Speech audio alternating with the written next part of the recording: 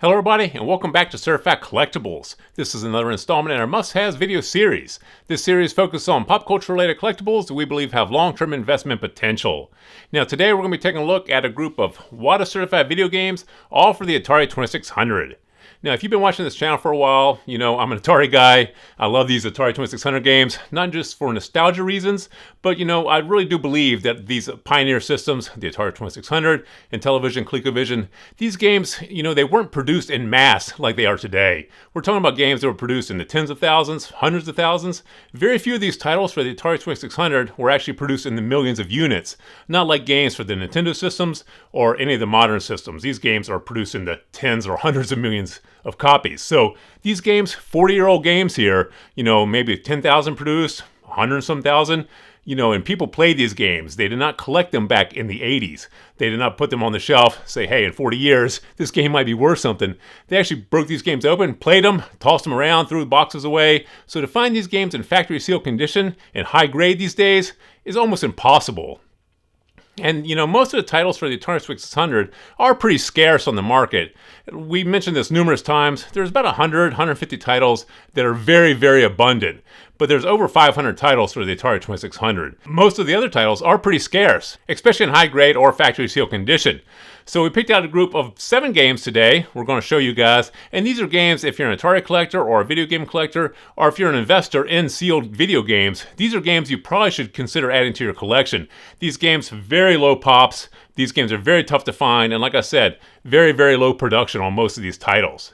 So let's go ahead and take a look. Like I said, we do have 7 games here to show you guys. All super cool. Very, very cool titles here. Low pops. Some of these are going to be high grades. Some of these, as you'll see, high grades just don't exist. So to get any copy is going to be tough to pick up for your collection. So let's go ahead and get started. All right. This is Halloween from Wizard Games back in 1983. This is a complete box 7.0. Now it's important to note this game does not exist in factory seal condition on the census. There are only 5 complete box versions and that's it. There are no more. These games are super, super tough to find with the actual box. Rumor has it there were fewer than 500 that ever came to market, and most of those came to market just the cart and manual. You could actually mail the company, you buy them through mail order, the company mails you back just the cartridge and the manual. They didn't actually produce all the boxes. So to actually get a box version of this game, super, super tough. That's why there's a lot of counterfeit and reproduction boxes out there. So unless you know what you're looking for, you might want to buy this one here already graded and authenticated. Super tough to tell unless you know exactly what you're looking for, whether or not it's authentic or not. This one here, like I said, incredibly tough to find. We did actually pick this one up raw. We do know what to check for, and this one was authentic. We picked this one up raw. I think it still costs us probably $5,000 in raw form. Graded like this, you can expect to pay $10,000 plus. Like I said, there's 5 on the census total. So to pick this game up in any condition with an authentic box, this is one you do want to have in your collection if you can find it. Super, super tough game. Wizard Games only made 2 titles, Halloween being one of them. Very, very tough game to find. But since we're talking about Wizard Games, let's put up their other game. This is the Texas Chainsaw Massacre. This is the second and only game besides Halloween that Wizard Games produce. Like I said, these came out in the depths of the video game crash in the 1980s. So a lot of their games weren't sold. They didn't sell many of these. They didn't produce many of these. So to find complete box versions on the market, super, super tough. Factory sealed, almost impossible.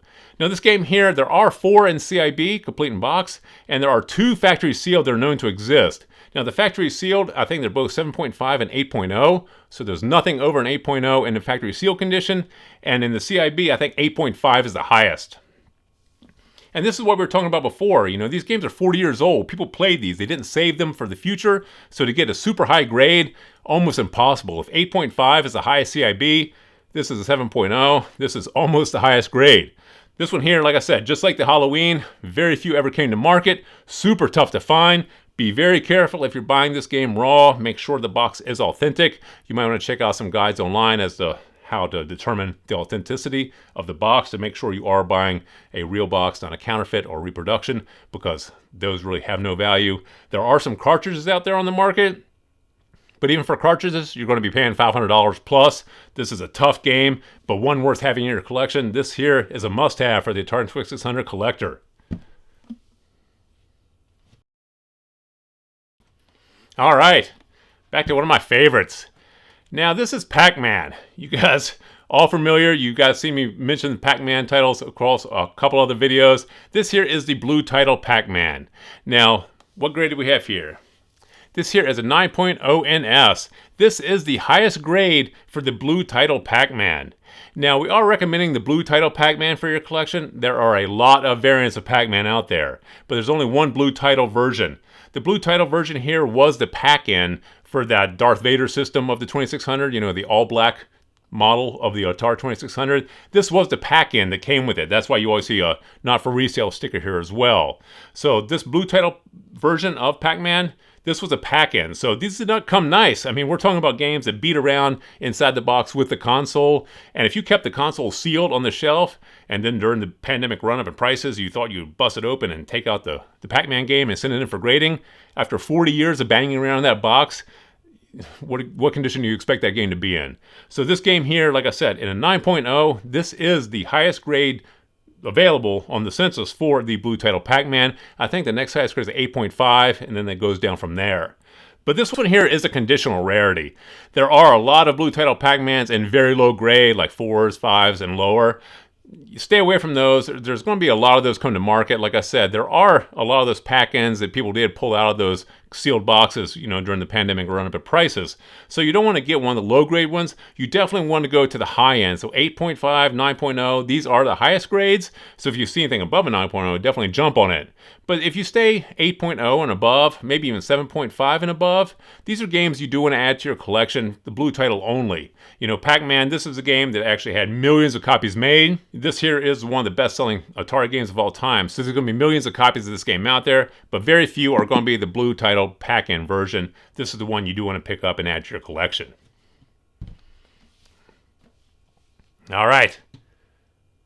Okay, let's keep it going with Pac-Man. Here we have Junior Pac-Man. Now this one here is a conditional rarity. This is a 9.8. This one here, there's only 2 in the census for a 9.8.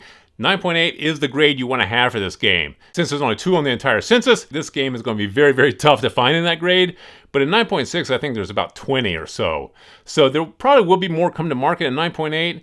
But I mean, you're talking about a population that doubles or triples. You're talking about 6 or 8 games total on the census in 9.8. So this one here is one that you do want to add to your collection in 9.8. This one here wasn't heavily collected. This game wasn't very highly sold when it came out. People didn't really like the Junior Pac-Man. They stuck with Pac-Man or Miss Pac-Man. Junior Pac-Man was not as well received, and it did come out later on. So this one here wasn't as heavily purchased or collected or saved over the years. So to find a super high grade in this, it's going to be very tough. And there were some factory sealed cartons of this game, but when people started opening them, they realized there was a lot of rubbing. The games were kind of smashed inside. They weren't 9.8 condition games. And that's another thing a lot of people don't realize. When you actually find those factory sealed cartons of, I think they held 6 games total, a lot of the games inside there are not going to be 9.8s, 9.6s, 9.4s. A lot of them have smashing. A lot of them have color rubbing. So these games did not actually store nice in those boxes either. And those boxes are beat up a little bit, and you can't really tell from the outside.